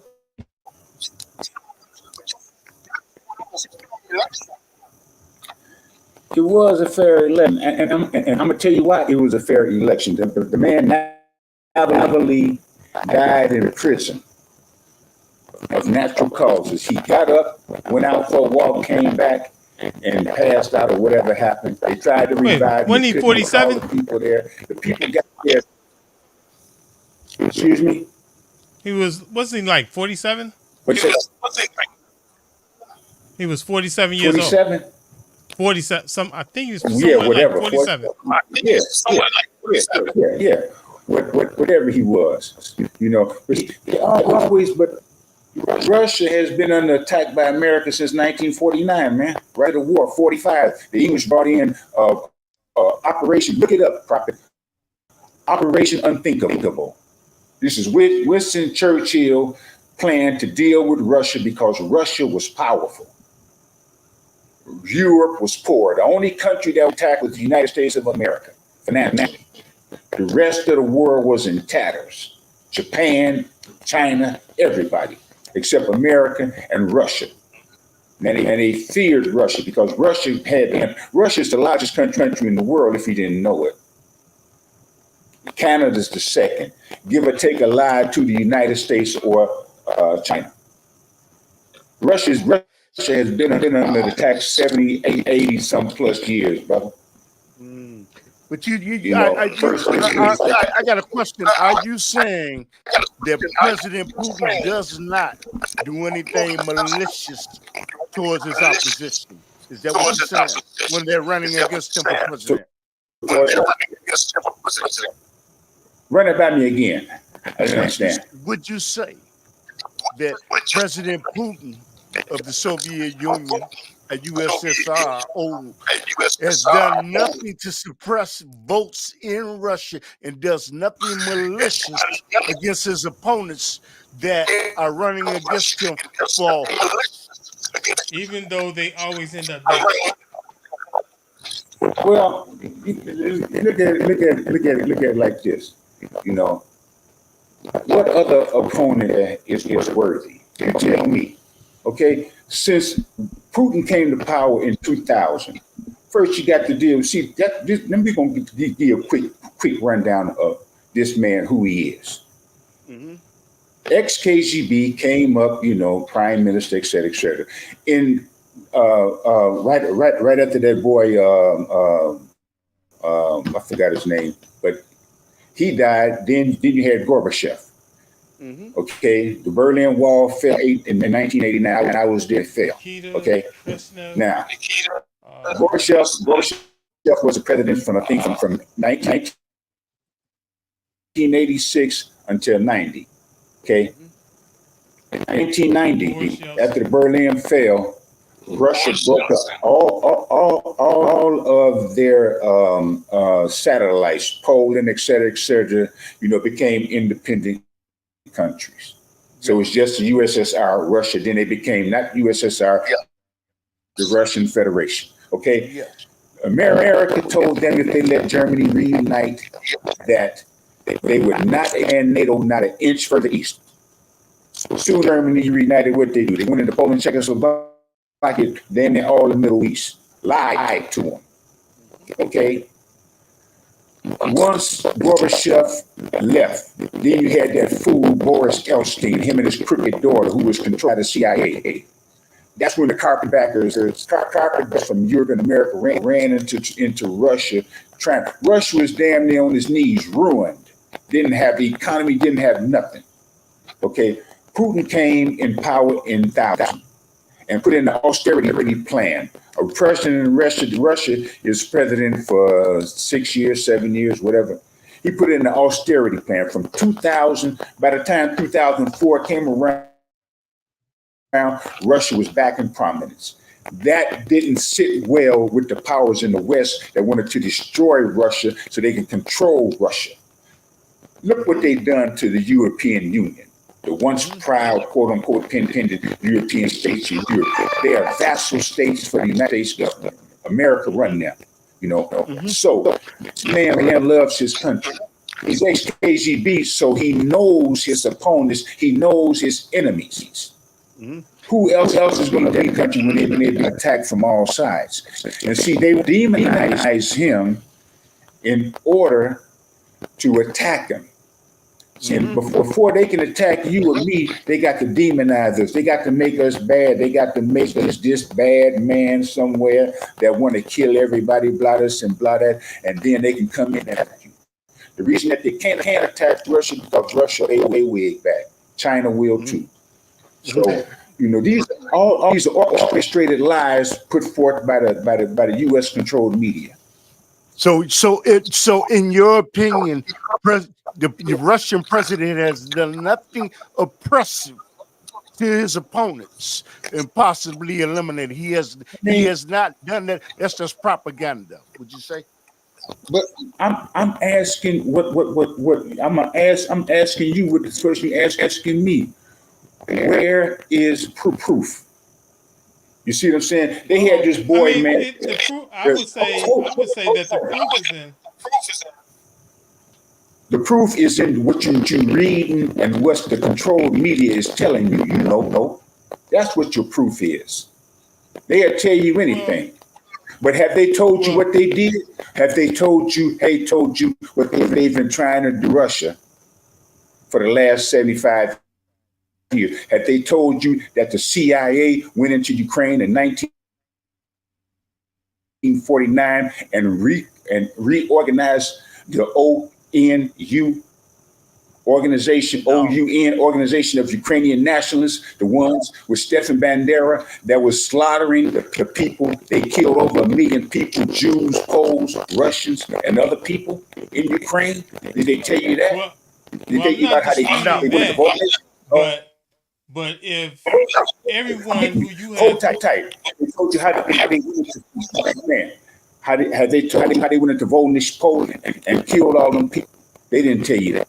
No, they didn't. Did they tell you that they traced these people in subversive activities, assassinations, sabotage? Did they tell you they caught a leader in Germany, in Berlin in 1953 and killed this? You see, you got to understand the machinations of the wicked, man. If you don't know the workings and tradecraft of these people that's running this country and the wickedness that they are, you don't know nothing. All you're going to believe is what they tell you. I studied, in fact, I lived 26 years of my life overseas. I lived the most you dreamed of. Do you understand what I'm saying? Mhm. And I'm not saying that to derate you or nobody else. These are my personal experience of dealing with these people and knowing people. You can't talk about it, deal with the people Yeah. until you. well, You appear well, to So be what do you I'm, know I about mean, except what so they tell you? I'm familiar with a lot of, Brother, hold tight, I'm familiar brother. with a lot of Now the they, CIA activity around the world. I it's know a that they got man, things man. going, It's a whether it's in South America, Europe. Yeah, they're doing a lot of covert actions. But anytime you got to deal your with enemies, anyone who have a conflict of interest with you, continuously when end did up dead. when did Russia? Let me ask you a question quick. When did Russia become their enemy? When? Whose enemy? When? during the NATO. During the Cuban Missile Crisis. No, they became Russia That's when and the it. U.S. and the West That's when it have ramped up a little bit become higher. have been in competition ever since the end of World War II. That's correct. And it wasn't really competition. You're dealing with two systems. You're dealing with communism and you're dealing with capitalism. Now, Conflict. this They was day in and age, conflict. you're dealing with communism and dealing with capitalism. We have different options and systems diametrically opposed to each and one another. Okay, now you fast forward that right now. We are in the millennium. Why are they still attacking Russia?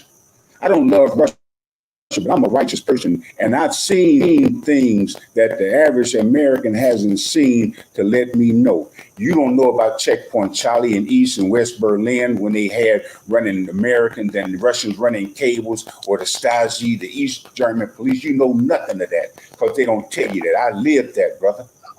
I'm not talking conjecture. When I I didn't speak, know that. I'm speaking with knowledge of personal experience. I'm speaking with knowledge and historical data that can be backed up by fact. I don't talk to be talking. You see, it's a difference when you're talking about things that people tell you or they present you as opposed to being there or understanding the true facts from in a lot of different countries around the world and understanding Well, and seeing firsthand. You see trade craft firsthand, I have.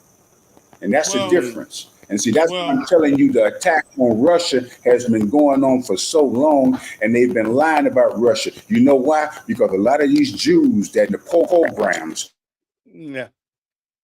I mean, I look at it like this.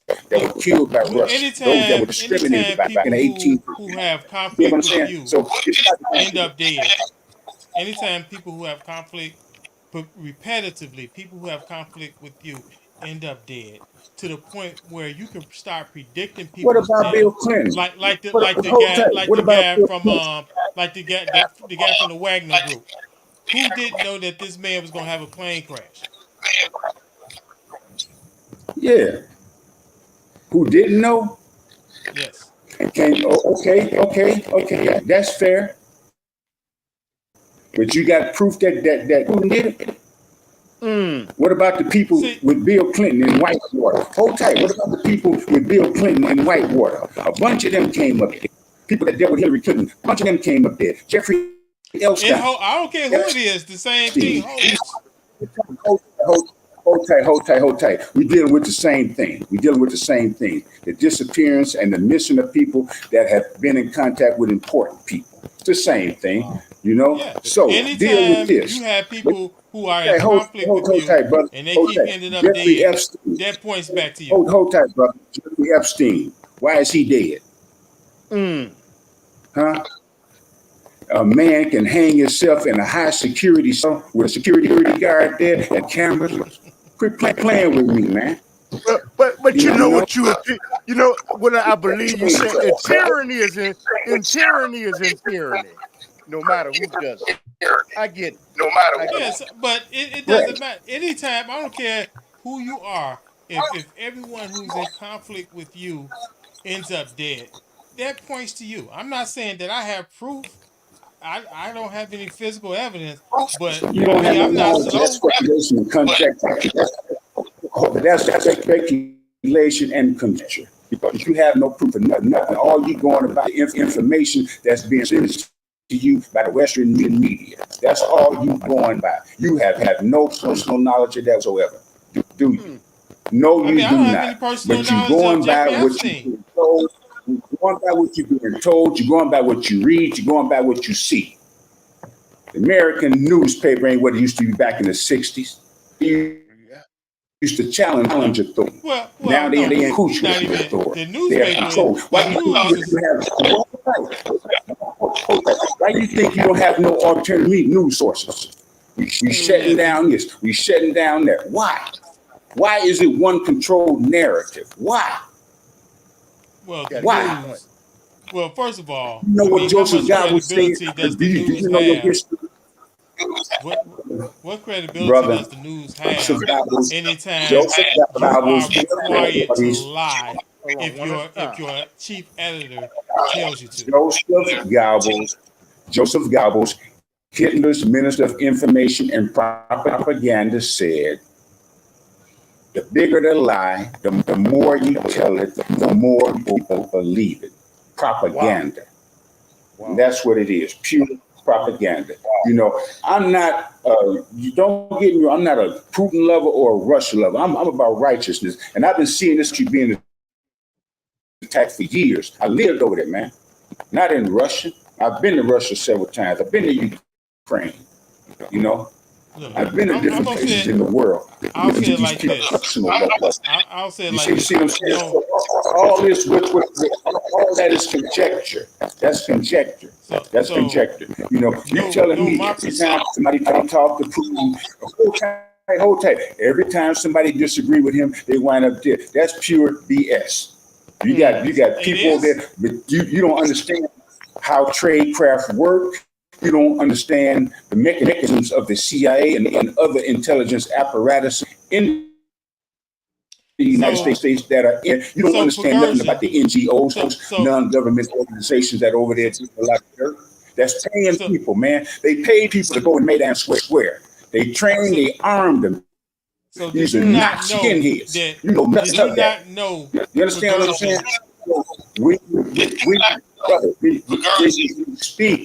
When you speak about certain things that you really don't have knowledge of, it is conjecture. And I'm not directing that towards you. I'm telling you what's going on. I'm telling you the workings of this. I must say that when I speak to international affairs like this, I mean, of course, it's conjecture because I'm not a CIA agent. I wasn't there. But at the same time, who didn't know that Pagursian was going to have a plane crash? Who didn't know that? Who didn't know he was going to have a plane crash? Who didn't know he was going to die in a plane What I'm saying is, what about in 1983? Remember the Korean Airlines that went down over Russia? Yeah, I remember. Remember when they shot that plane down? I'm giving you history. I remember Listen, when they shot that plane 2013. down, they didn't tell you that they had American spy planes flying next to the plane until they got over in Russian territory till they peeled off. See, it's a lot of things, man. It's a lot of things hidden knowledge, hidden history, and conjecture. Whether he shot the man's plane down or whatever, or the plane had technical issues or whatever, the man is dead. Simple. If you want to attribute that to Putin, be it that's your interpretation, that's America, that's the CIA's interpretation, that's the government's interpretation. But the government won't tell you their interpretation of why they're still trying to deal with Russia and this and that. Well, they want to paint Putin as a man, crazy man. If he was crazy. If he was as crazy as they say he is, he got superior firepower over Ukraine. He could have Ukraine out in 3 days, but he didn't. He called it a special military operation to denazify the country, because with the help of Europe, the European Union, America, they have brought back the neo-Nazis in Ukraine into prominence. The people in the eastern part of Ukraine, Donbass, that region, are predominantly Russian-speaking people. That is their native language. When Victoria Nuland, who was the State Department official over there, went over there in 2013, 2014. John McCain, then later as the vice president, when his son got that job for $50,000 a month, no show. They incited these people. Wow. You understand what I'm saying? People in the eastern part of Ukraine when they chased their president out of there, out of a death threat, the duly elected president, the people elected this president. When the skinheads chased him out of office under death threats, he had to take a helicopter and leave. That's when all hell broke loose. Victoria Nuland was still there with the people, passing out prison sandwiches and partying. And they elected that government. That the first law that they acted, the first law they enacted was ban Russian to speak English. And the first place they went in was in Odessa, a port city in Ukraine, because they had people that was not pro-European. They didn't want the European Union, and did not elect that government. That was a government started by the United States of America. You understand me? America put that in there in 2014, and the first law they enacted was what? To ban Russian. And the people in Odessa speaking too.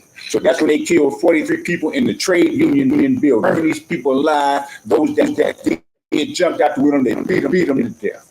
And then from there, they marched on to Donbass. They flew planes over there where people was watching, bombing these cities. They raped, they used people as human shields.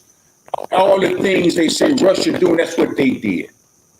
Wow. If Russia wanted to deal with Ukraine would have been dealt with in 3 days with their firepower. Quit playing with me, man. You have knowledge to understand these things, brother. You know, I'm gonna say something. You know what? The brother is a researcher, Johnny.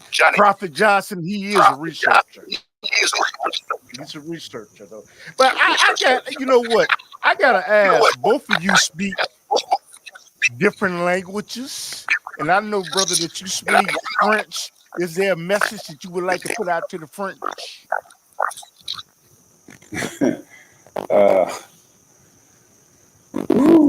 Mon message pour les Français, c'est votre président va faites-vous tuer et Paris va se raser si vous continuez avec ce dialecte de guerre. French people, your president is going to get you all killed. Paris is going to get razed to the ground if you keep on with this war rhetoric. Russia ain't playing. Russia do not bluff. The Russian people do not bluff. You know, when they do something, they do it. It ain't we gonna keep sweat. No, they do it. I know these people. You know, like I said, I'm not a lover of Russia. You can speak to them in their language, because I'm gonna do something separate. You can speak to them in their language. You talking to me? Yes. Yes. Speak to who in language? You speak French, right? Into the French. About what? What's going on? About the subject matters you've been talking about. Because I'm gonna put up something separately when I edit this. Okay. Are you talking about what's going on in Ukraine? Yeah. Islam. Whatever you want to say in French to convey a message to them. Okay. Go ahead, brother. Mais compagnie copine, mes compagnies copines en France, je vous souhaite une bonne journée ou bon soir.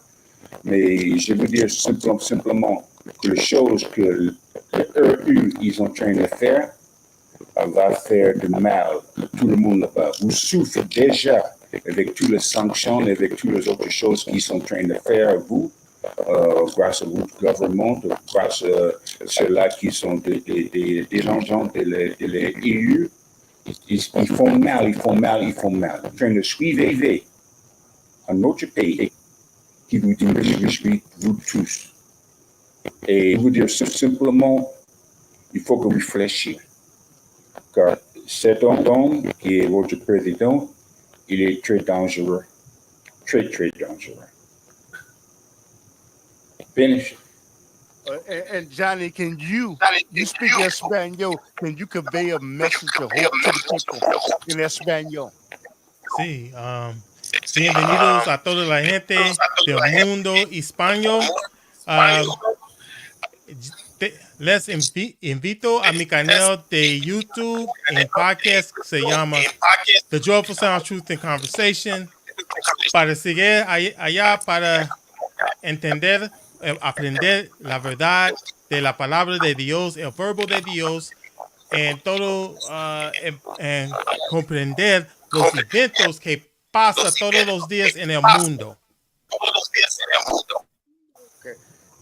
And you're looking at the Underground Railroad podcast. We do a television show. We come on every Saturday at 10:30 p.m. Central. Oh, Brother Lewis, do you have? I want to add. I just want to add. I'm sorry. Mi podcast presenta todos los domingos a las 10 de la mañana. Yo quiero que tú matricular en la canal para escribir algo. Tiene las preguntas, puedes hacerlos en la canal. De puesto, gusta a la canal. Muchas gracias. And brother, the Ramadan is going great, brother Ronnie. And would you have a specific message you would want to convey to Muslims all over the world, out of human race? Because we're going through something. There may have been something you wanted to say that I didn't give you the opportunity to say. Go ahead. Assalamu alaikum. To all my brothers and sisters in the Muslim world, in this month of Ramadan, the great month of Ramadan, where we're fasting and praying and getting our spirituality and health together. Just keep in mind in our hearts and our prayers, others in Palestine who are suffering, under the cruel and just destructive treatment by the Israelis. Right now they've taken a part of the West Bank, which is illegal under the UN mandates and everything else. So let's pray for our brothers and sisters, and let's give them our full support while this carnage continues. It should have ended long ago, but it is an underlying thing that's going on. Horrible, but the evil will pay. They will get what's coming to them. So just pray for our brothers and sisters and keep your faith. Yes. And you know what, brother? And Johnny, do you have a prophet? He's known as Prophet Johnson. Do you have a specific message that you would like to convey? Yeah, to the audience? I want people to come on and visit my channel at the Joyful Sound Truth and Conversation to get honest, truthful information about the true doctrine of the Lord Jesus Christ, and not, some man-made or somebody's conjectured interpretation of what they think the scriptures say. So to get the real truth, I invite you to the Joyful Sound Truth and Conversation every Sunday at 10 a.m. God bless. And I And would that's like to and, say and that's assalamu. on YouTube and on every major podcast platform. Okay. And I would like to say thank you to my co-hosts and say thank you to my guests and support Masjid Al Fatir, located at 47th and Woodlawn in Chicago, and Masjid Al Farouk. They're doing great things from housing and feeding people at 93rd and 93rd and Stony Island, 92nd and 30th Stony Island in Chicago in the United States, and Masjid Al Manoon at 47th and Calumet. The Masjid Al Farouk definitely believe in the Sharia law, but all of them do. But and to my brothers that are suffering in Palestine, in Israel, I hope that peace will come their way. To our brothers that are being prosecuted in China, and Muslim brothers all over the world that are being prosecuted. You know what? You got brothers in Chicago and the United States that are praying for you, and may you have a good Ramadan, whether you looking at this during Ramadan or after Ramadan. And say something to my future grandkids and granddaughters.